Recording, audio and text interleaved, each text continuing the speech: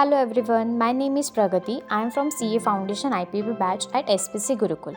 Today I am going to share my daily routine with you all. I wake up early in the morning at 4 o'clock and get ready for my day. I start my study at 4:30 in my room till 6:30. Then I walk out to the mess for having a breakfast at 7 o'clock.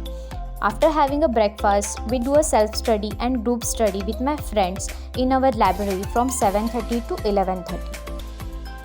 After that, we go to the mess for having a lunch between 12 o'clock to 1 o'clock.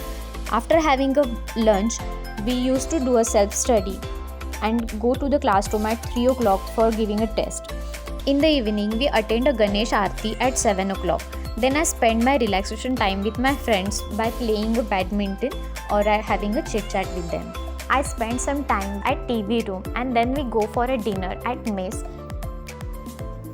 And then after having a dinner, we go for a self-study at 9 o'clock. It's compulsory to us.